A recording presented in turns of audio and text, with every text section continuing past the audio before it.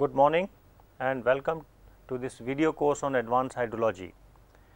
In the last class, we looked at different types of aquifers, that is confined and unconfined aquifers, what is a perched aquifer and what is a leaky aquifer.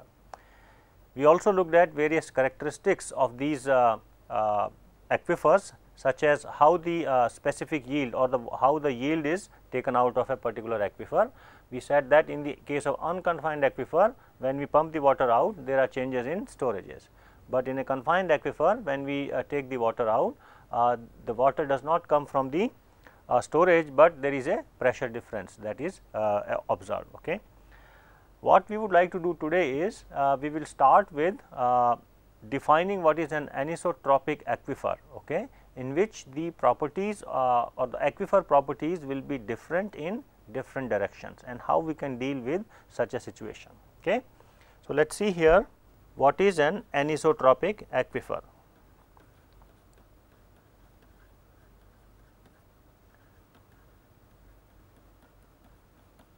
Okay. We have seen that in an idealized aquifer, we assume that it is isotropic, that is the properties of the aquifer are same in all the directions. All right. So, in the anisotropic aquifer, which is opposite of an isotropic aquifer, different properties such as the hydraulic conductivity, which is the most important one, is let us say different in different directions, right. When can that happen? Well, when we have a situation where we need to model things horizontally and also vertically or in any other direction, all right, but the value of k would be different. Okay. There may be many reasons due to which the aquifer properties may be different due to or in different directions, all right, and let us see how it can be possible. So, if we see here, if we have layered soil,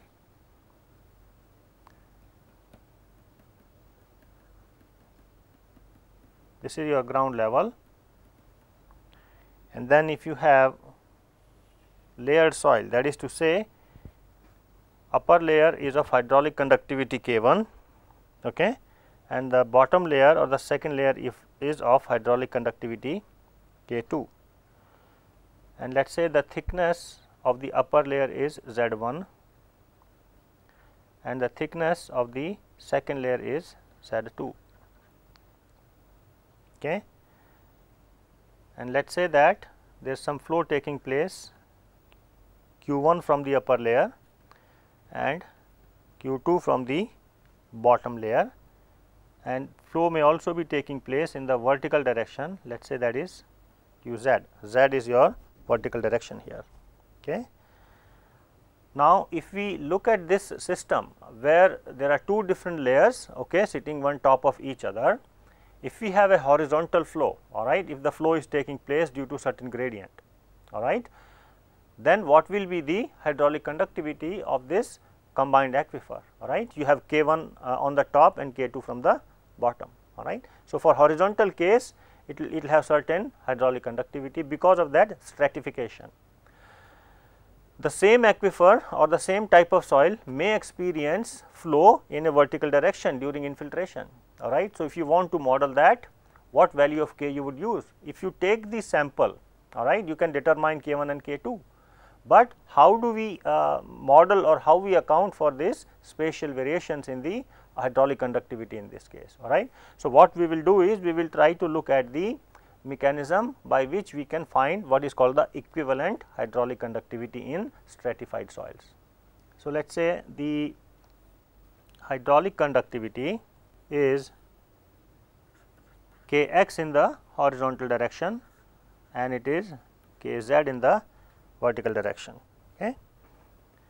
So, first we will look at the horizontal case. If the flow is taking place in the horizontal direction, what will be Kx, which is the composite hydraulic conductivity. Okay. Now, when we look at these things, what we will do is, in order to derive the expression or compute or estimate this Kx, we will look at two things. One is the I, which is the hydraulic conductivity, sorry, the hydraulic grade line or gradient. Okay. And the other thing is the Q. Okay. What do you think in this particular case when the flow is horizontal? What will the Q be in terms of Q1 and Q2, right?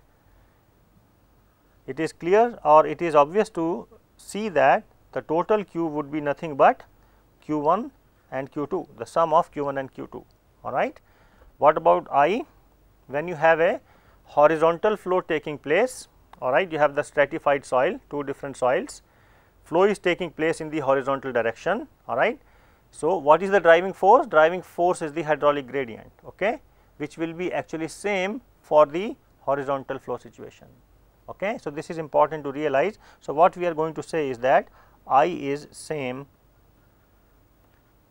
in the two soils, all right. So, we use this important results, these two, okay, for the horizontal case, in which we say that the hydraulic gradient will be same and the Q will be the sum of the individual Q's from the individual layers. Okay. So, what will be Q1 and Q2? So, you have Q1 as K1, I is same Z1 times 1, all right, you take the unit width, and similarly you have Q2 as K2I Z2, right. The total Q you are saying is Q1 plus Q2, okay. Let us say it is Qx, total flow in the x direction, okay. So, what will be this Qx? This Qx actually will be, let us say, I times what? If you put the values individual Q1 and Q2s, it will be K1 Z1 plus K2 Z2, right. I have just put these two things in this equation. So, that is the total Q. Okay. Now, what we do is we replace the stratified aquifer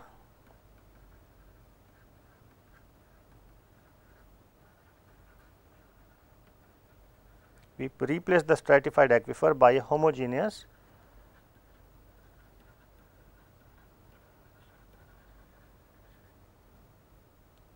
aquifer with Kx. Okay. So, what we are saying is basically this whole thing is equivalent to an aquifer like this. Okay. This is ground level, all right, and this has a hydraulic conductivity of Kx in this direction and Qx is going through this, a single soil, all right, and this vertical direction you say is Kz, and we will work on the Kz little later. Okay. All right. Then what will be Qx for this homogeneous aquifer? Okay. It will be nothing but conductivity is Kx, I is same, and then you will have Z1 plus Z2, all right. So, it will be Kx I Z1 plus Kx I Z2, all right. So, now you have two expressions for Qx, okay, and then you say we equate these two. Equating the two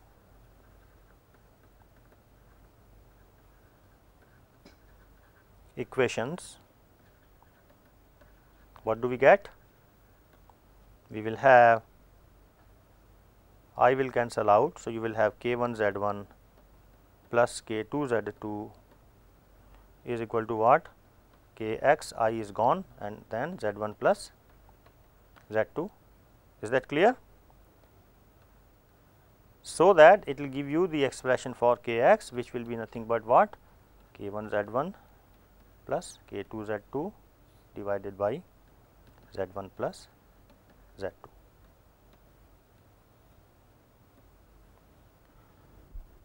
So, this way you see that when we have a stratified soil or aquifer in which the stratification is in the horizontal direction and the flow is taking place along that direction. In such a situation, what is the composite or the equivalent hydraulic conductivity?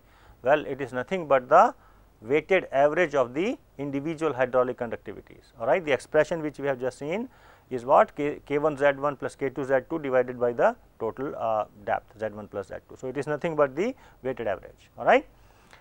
If there are more than 2 layers, all right, we can extend the same concept when we have multiple layers. All right. So, we may have 3, 4, 5, 6 or maybe n different layers. So, we can write a general expression as follows. So, in general, we can say that your Kx is going to be equal to K1 Z1, K2 Z2 plus Kn Zn, this whole thing divided by Z1 plus Z2 plus Zn. Okay. And I am going to number this equation as 12. Okay. All right. So, this was the horizontal case. So, if you have the same stratification, what will be the hydraulic conductivity in the vertical case, Kz, for the vertical flow. For the vertical flow, if I go back to my figure, all right, the flow is taking place in the downward direction, let us say like this. So, what will be same? The Q will be same or the hydraulic conductivity, the hydraulic gradient will be same? Obviously, the Q will be same as we are going down. Okay. The same Q will be passing both the layers, right. So, you say your Qz will be same and I would be different, and this I would depend upon what? The individual thicknesses. All right. What would that be? What would be the total head loss? Okay. So, there will be certain amount of head loss in the first layer, certain amount of head loss in the second and third and so on. All right. And the total head loss for passing that Q through all the layers will be what? Will be the sum of the individual head losses. Okay. So, if we understand this physical concept, then we can apply that to determine your equivalent hydraulic conductivity in the vertical direction. Okay. So, let us write that expression. So, we say that the total head loss will be the sum of individual head losses. Okay. All right. So, if you say that your dH1 is the head loss through the first layer, the top layer we have, and dH2 is the head loss through the second layer. All right. Then we have total head loss dH is dH1 plus dH2, that is what we are saying. Now, we said that the Q is same. So, what is this Qz through the first layer? Well, it is nothing but Q1, the head loss through this or the gradient through the first layer. So, it will be dH1 over Z1. dH1 is the total head loss in what distance? Z1, right. And similarly, you also have Qz is K2 times dH2 is the head loss through the second one over a distance of Z2. Okay. So, now if we use this equation, all right, what will that be? So, these two equations actually give you what? Your dH1 is your Qz times Z1 over K1, isn't it? And then d of H2 will be Qz times Z2 over K2. Okay. Let me see if that is correct. So, dH2 is Qz Z2 over K2. All right. So, now we use these two relations, right. So, that way you will have dH is equal to dH1 plus dH2, which will be equal to Qz outside of your what? Z1 over K1 plus Z2 over K2. All right. So, this is the total head loss through the all the layers. Okay. Now, what we do is we write the equivalent expression for an equivalent homogeneous system.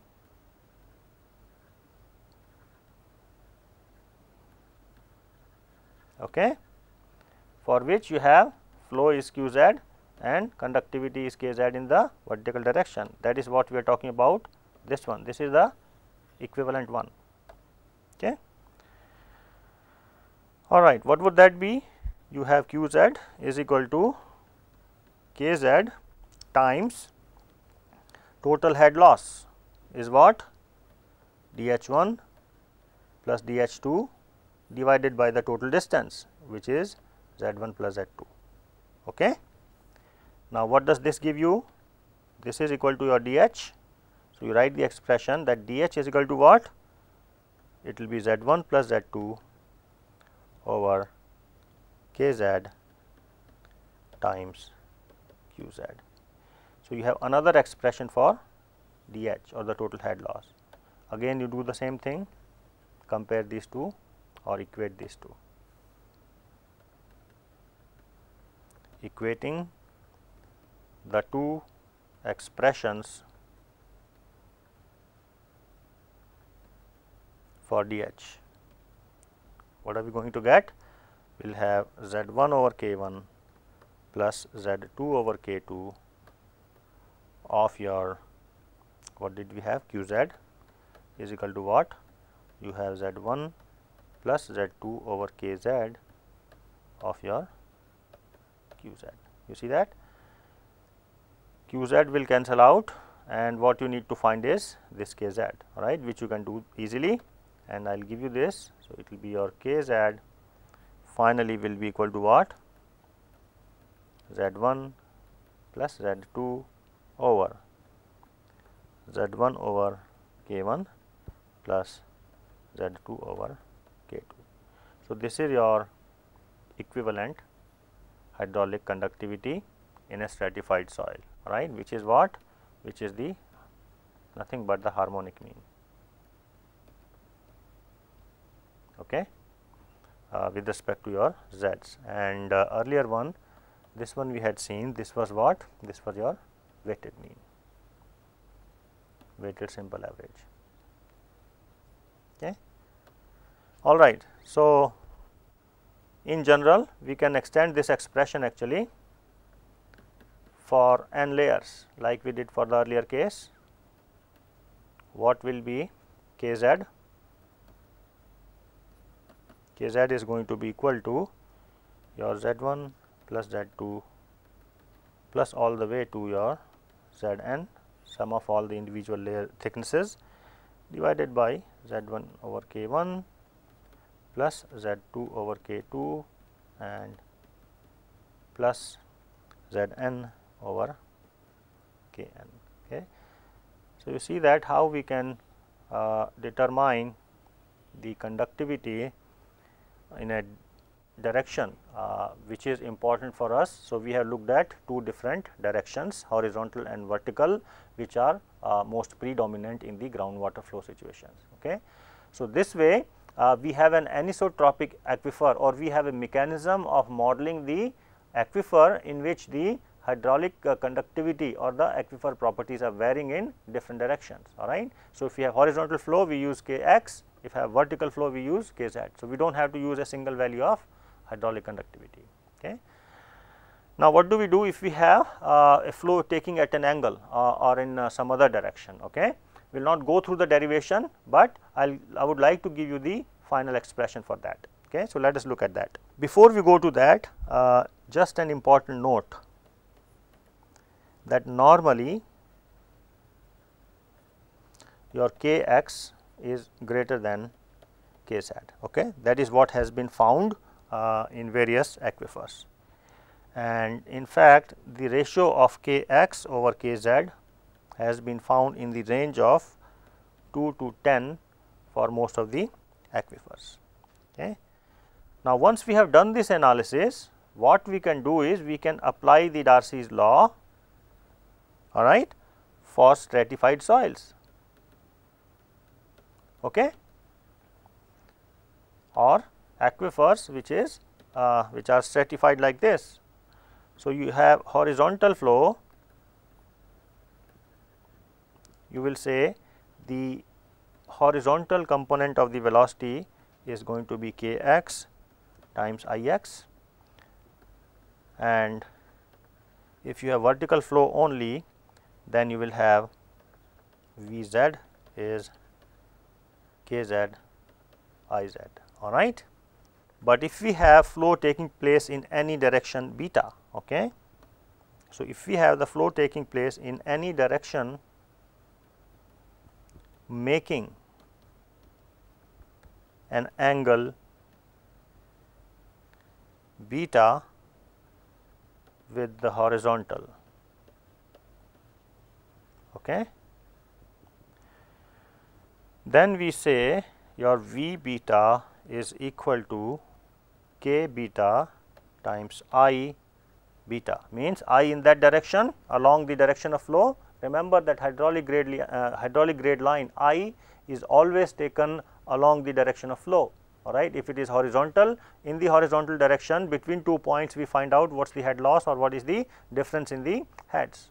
Similarly, for the vertical case also we do the same thing, but if the flow is at an angle, we see along that direction of flow how much is the difference in the altitude of the head between those that distance along that path, okay. So, that is what we mean when we say your V beta is equal to k beta times I beta, where I is taken along the direction of the flow, where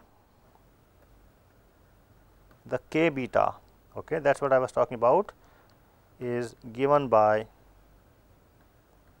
this expression, which we will not derive, we will take it for granted.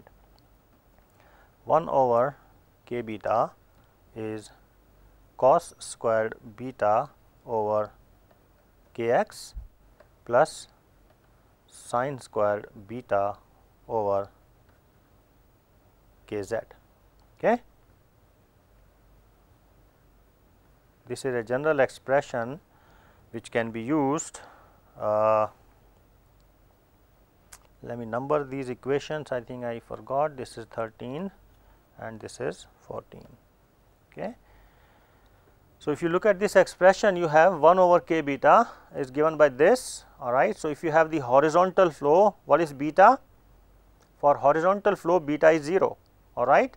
So, if the beta is 0, then which term will be 0? Sin 0 is 0, all right. So, the second term is 0, okay. Cos beta is 1. So, k beta will be equal to k x, all right. Similarly, if theta is 90 degree, all right, then the cos term will be 0, then k beta will be equal to k z. So, it is easy to see that for maybe I can write it, beta is equal to 0 means k beta is equal to what? K x, horizontal flow, right. Beta is equal to 90 degree means what? Vertical flow. So, you have k of beta is equal to what? K z, all right. But if its beta is between 0 and 90 or any other value, then you can calculate the hydraulic conductivity accordingly. Okay. So, the next thing what we are going to do is we will look at the modeling of the movement of groundwater in the saturated zone. Okay. Until now we looked at certain types of aquifer, the aquifer properties, and how we can do this anisotropic business. Okay. Now, we will move into the derivation of the basic governing differential equations, okay, which will be the partial differential equations for different types of aquifers. And first we will take the confined aquifer case, which is a simpler one. Okay. So, let us get started with the general flow equations.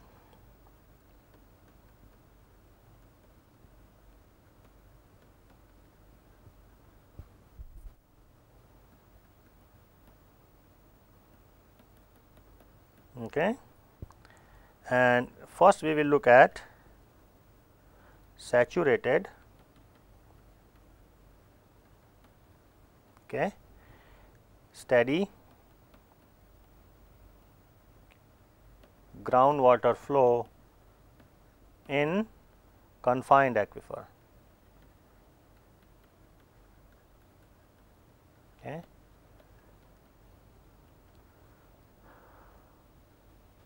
And then we will look at unsteady, and then we will move to the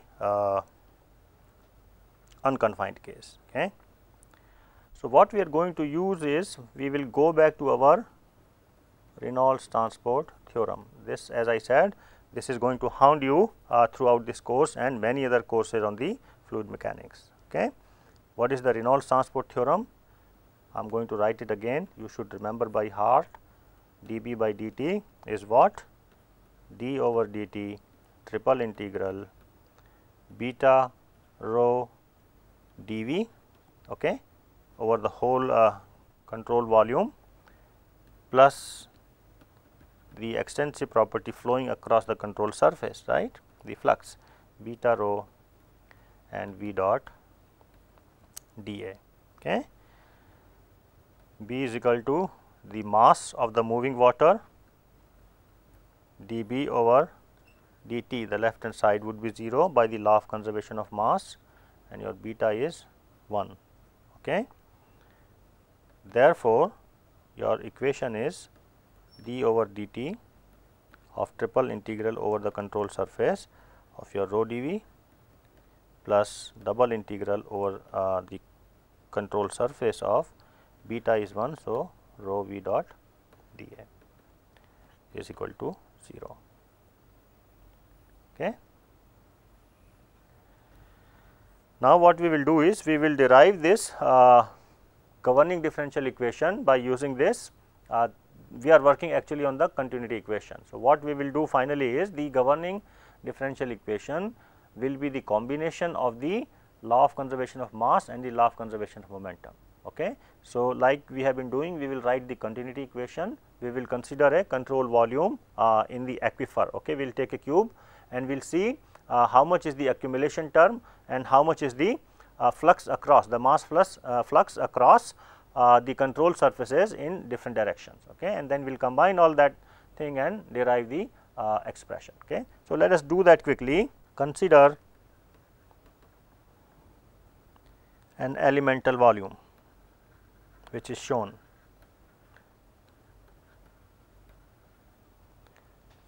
Okay.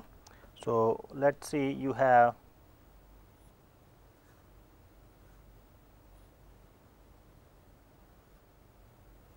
this cube,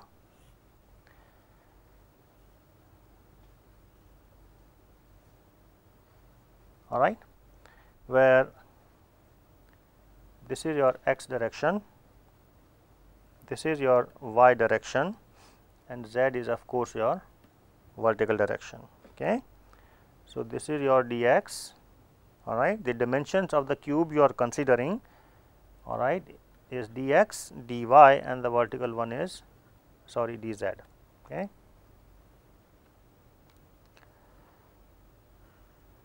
This is dz. Okay. Let us say that some volumetric flux q is entering in the vertical direction, z is positive upwards. So, we are considering the flow in that direction. What will come out is, by Taylor series expansion, you will have q plus change of q with respect to z in a distance of dz. Okay. All right. This dz actually should be inside. It will be q plus del q del z dz. Okay. All right. So, what we will do is we will look at these expressions, this equation. Let me call this 22. All right. For that small elemental volume, what will be d over dt of your triple integral of your rho dV. Okay. This will be nothing but del rho over del t, right, times what? What is the total volume? Total volume is nothing but dx dy and dz. Okay. That is the first part, this one, all right, this expression. Now, what about the second part? So, what we will do is we will write the mass flux flowing across the z direction, all right, or the control surface in the z direction. First, we will do the z direction.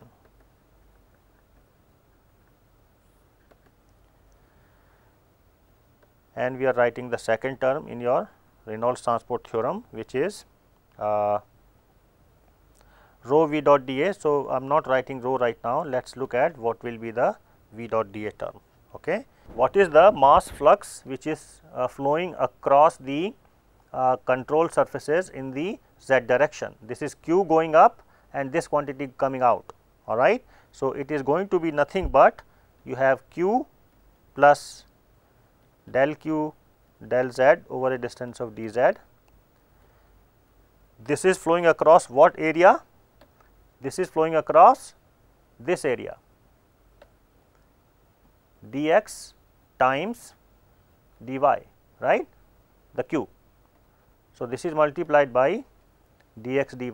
So, this is the total flux flowing across the bottom face, all right, minus then you have inflow, which is q times dx and dy is the area. Okay.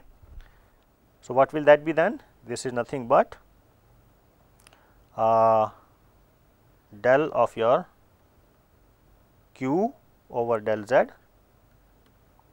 times dx dy and dz. Okay. How about if I put a rho in front, all right. So, you will have rho embedded in there, all right, and then you will have rho inside of this. Okay. So, that you will have rho v dot dA will be equal to del over your del z of your rho Vx, all right, times dx dy dz. So, what we have done here is this qx, sorry, this qz, this is in fact Vz. So, what we are saying is that your qz is nothing but your Vz. This is the Darcy's flux in your z direction. Okay. All right. So, in general then we can say the total mass flux which is flowing across all the surfaces will be, we can write a similar expression in all the three directions. So, you will have del over del x of your rho Vx plus del over del y of rho Vy plus del over del z of what? Rho Vz, okay, times what?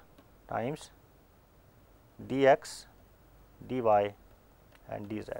Okay. So, what I have done basically is that I have written down the second term in your continuity equation for z direction like this one, and this I have generalized for all the three directions. Okay. That is all we have done. Okay. If you simplify this equation, what you will have is this del rho over del t plus del over del x, let us say, of your rho Vx plus del over del y of your rho Vy plus del z of your rho Vz. Okay. This is equal to 0. This is your continuity equation. Okay. So, this is actually a general equation for compressible flow, in which actually we have put the rho inside the differential and the integral, all right. So, we have tried to be general here. So, this is for compressible and unsteady flow, right. But if we are considering incompressible flow, in which the density changes are not important or we ignore them, incompressible and steady, what will be the continuity equation? All right. Obviously, this term will drop out and the rho will come out of this differential and rho will also cancel out. So, this is the continuity equation which actually you know already, del Vx del x plus del Vy del y plus del V z del z is equal to 0. And I am going to number this equation as 24 and this was my 23. Okay. So, this is your continuity equation for which type of flow? Incompressible and steady flow. Now, we write the momentum equation. What is the momentum equation for the groundwater flow? As we have said, it is nothing but the Darcy's law. And what does the Darcy's law say? Well, it is V x is equal to k x times del h del x, V y is equal to k y of del h del y, and V z is equal to k z times del h del x. All right. Assuming we know the values of k x, k y and k z. If we do not, then we say or we assume that the aquifer is isotropic, which we actually will do. All right. So, what you do is you combine the continuity equation and the momentum equation. That is to say, you put all these expressions into this. Okay. And once you simplify all that, and then you say another thing actually you have to assume is k x is equal to k y is equal to k z. So, you are assuming what? Isotropic aquifer. Let us say this is equal to k. All right. So, if you did that, what you are going to get is this del 2 h del x squared plus del 2 h del y squared plus del 2 h del z square is equal to 0. Is it familiar? What is this equation called? This is called Laplace equation. It's very famous, very popular, very important equation for solving many groundwater flow situations. This is the governing differential equation or your GDE for what? For steady, incompressible flow in homogeneous, isotropic and saturated.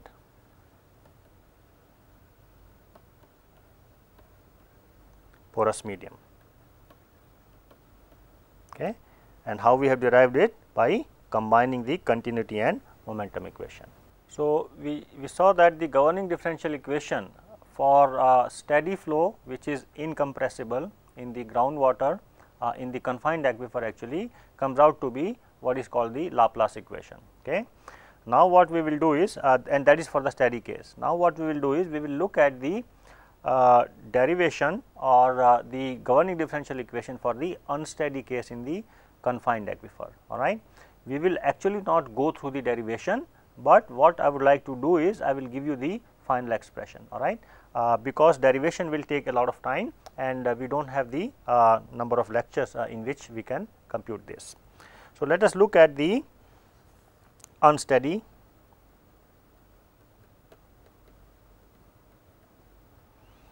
flow in confined aquifer.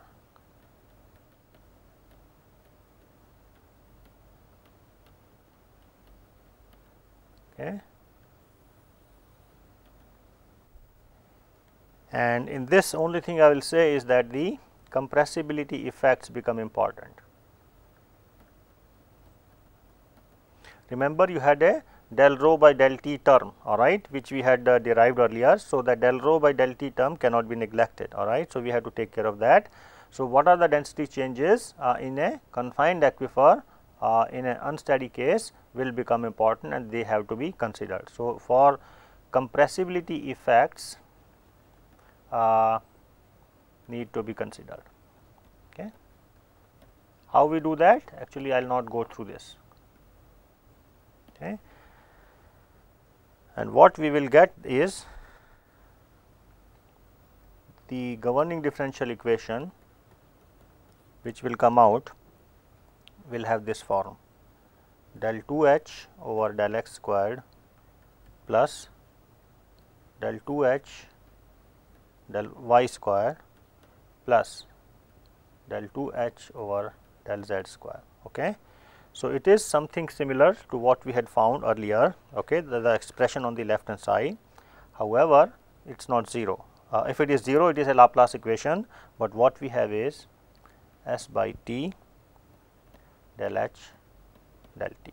Okay. So, h is changing as a function of time and also as a function of space, that is with respect to x, y and z. Okay. Where what is s? S is the storage constant of the aquifer,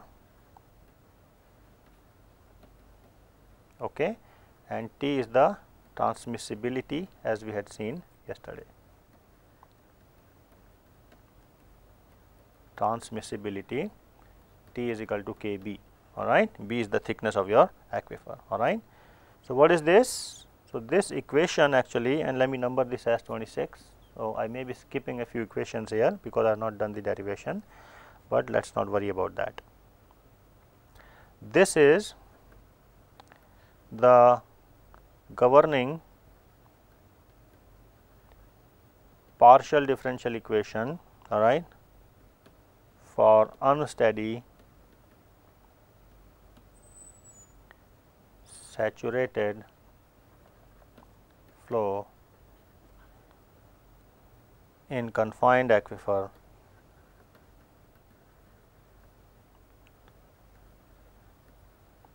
okay, that is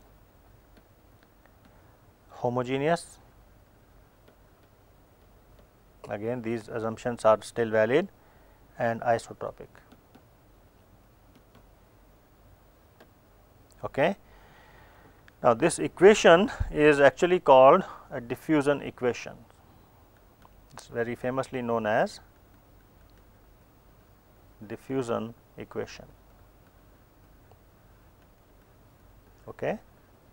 So, if somebody asks you in a confined aquifer, what is the governing differential equation for a steady case? It is Laplace equation, all right. And what is the governing differential equation for unsteady case? It is the diffusion equation. Okay. In the Laplace case, the left hand side is equal to 0, but for the unsteady case you have the del h del t term, s by t del h by del t. Okay. So, these are the governing differential equations, and we will come back to this little later in this course, where we will take some simplified cases and try to solve some groundwater flow situations. Okay. But now we will move on to the unconfined aquifer case. Okay. So, let me move on, and what we will look at is a two-dimensional saturated flow in unconfined aquifer.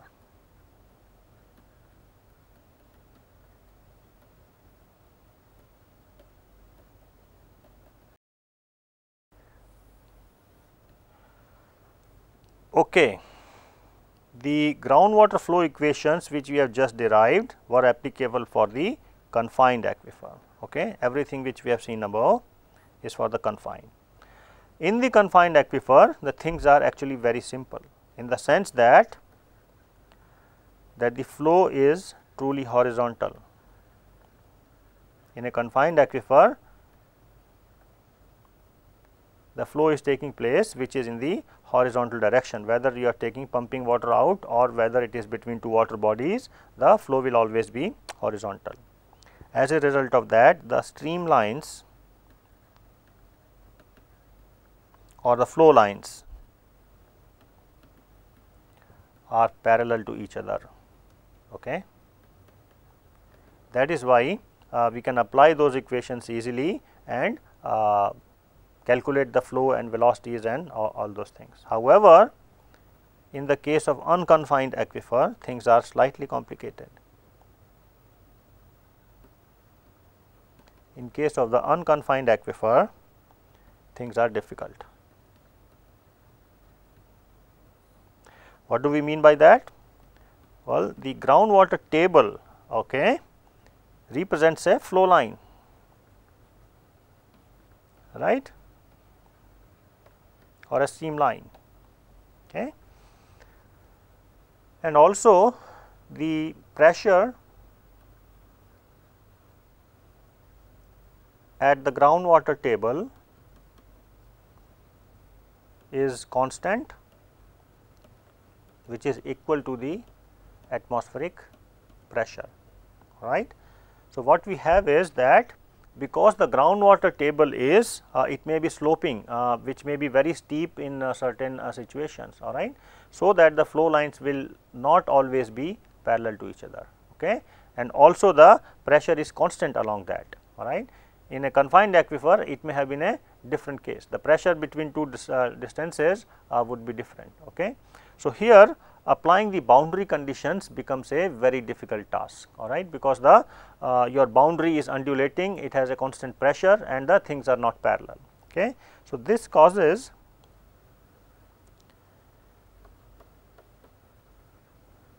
these boundary conditions, all right, cause difficulties.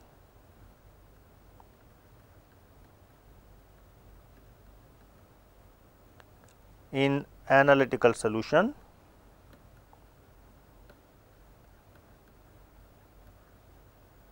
or solving them analytically of steady, we are looking at steady case only actually, unconfined flow.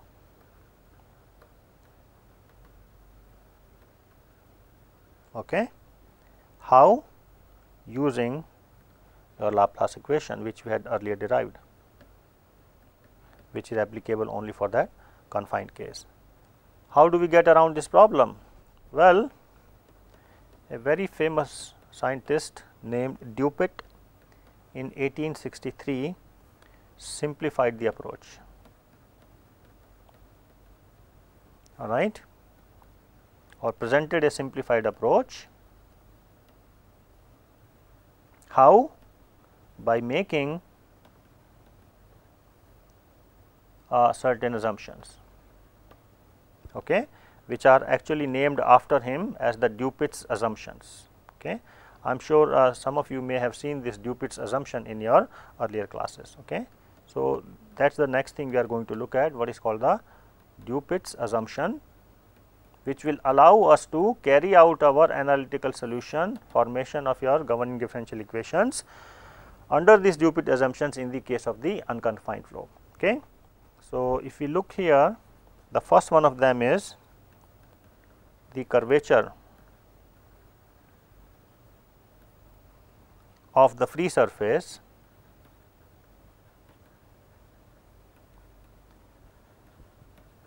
that is your groundwater table is small, okay, so that the streamlines can be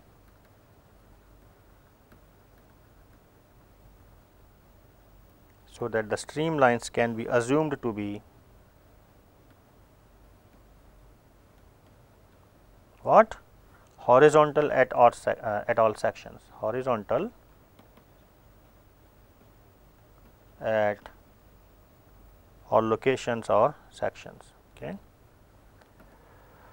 Okay, so, this is one of the basic assumptions. What we are saying is that the groundwater table or the free surface or the steepness is so small that we can take the flow lines or the streamlines to be horizontal, okay, or parallel to each other, all right. So, you see that this Dupuit's assumption or the unconfined case analysis which we will do will be applicable only in areas or only in locations where these assumptions are not violated, or if they are violated, they are violated very slightly. Okay. So, that is what we have to keep in mind, that everything which we are going to do will be applicable under certain limitations or restricted areas. Okay.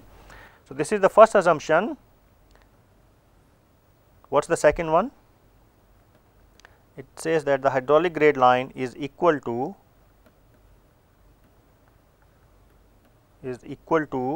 the slope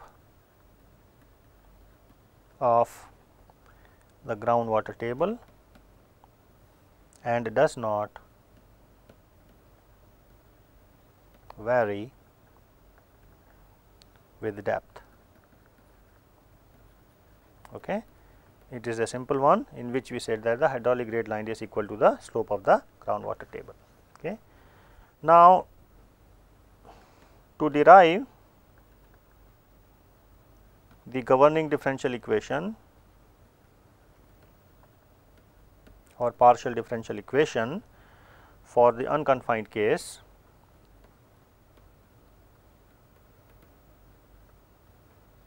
all right, what we will do is we consider what the prism which is formed by the groundwater table. Okay. So, what we will do is, let me try to explain this to you, what are we talking about here. Okay. So, we will take the control volume approach like we had done earlier, similar to earlier.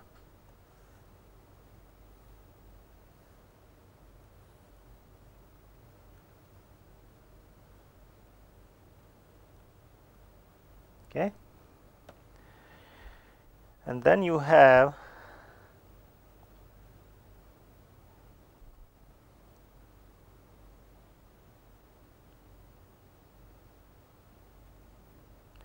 this is your groundwater table. Okay. And as far as the directions is concerned, this is your x, this is your z, this is y. Okay. This is again your delta x, delta y and delta z, of course, or height. Actually delta z is not important here. So, what I am going to define here is this height is h. Okay. All right, from the horizontal. Okay. The other thing we do is we assume that the mass fluxes, all right, let us say in x direction the mass flux entering is mx1, all right, and what is coming out is mx2. Okay. And similarly, we assume the things in the other directions. All right. So, if we define certain things here now,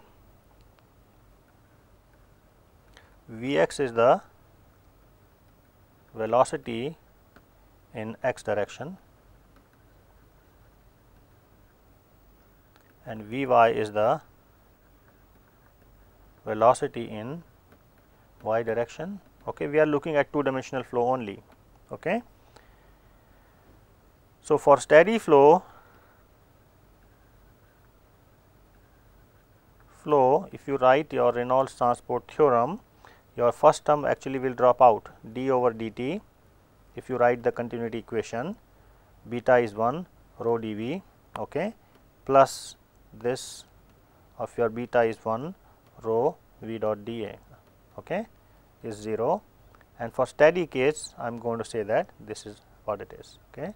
So, basically you have the continuity equation as rho v dot dA is equal to 0. Okay. So, all we need to do is we need to write the expression for the rho v dot dA term. Okay. So, let us try to do that. First we will write the x direction fluxes. Okay. What is the influx, which is mx1? Well, it is rho times Vx times across h of delta y, right. If you look at the units, it is going to be rho is kg per meter cubed times Vx is the velocity, it is in meters per second, and h and delta y are your length units. So, it is square meters. So, what is the overall unit? You see that the meter cube will cancel, it is kg per second. Okay. So, mx1 is equal to what? It is the mass in flux, all right, which is entering in the x direction, okay, which we had shown here, this guy here, this is what is entering. So, we are not using the total delta z here, we are using the height h, which may be actually varying. Okay. So, this is rho V x h time delta y is the phase, the area of the phase across which it is happening. Similarly, you write the mass flux out from the other phase, which is mx2, which is nothing but use the Taylor expression. So, you have rho V x times h times delta y, all right, plus the same thing del x of your rho V x h delta y across delta x. Okay. All right. So, what will be the net outflux? That is the one of the things which we have to find out, which is nothing but mx2 minus mx1, and that is what is going to be equal to del by del x of your rho V x times h delta y times delta x. Okay. So, we see that what we have done is we have taken the control volume in a unconfined aquifer in which the water surface or the groundwater table is sloping. Okay. So, I am running out of time today in fact. So, all we have done is we have written down the continuity equation, all right, and in that continuity equation we have written the mass flux in the x direction, all right. We are considering a two dimensional case, and we will come back and look at the mass flux in the y direction, and we will write it similarly. We will combine these two, we will combine it with the momentum equation, and the final equation will come out as the governing partial differential equation for the unsteady case, or sorry, the unconfined aquifer case. Okay. So, I would like to stop here and come back to this tomorrow. Thank you.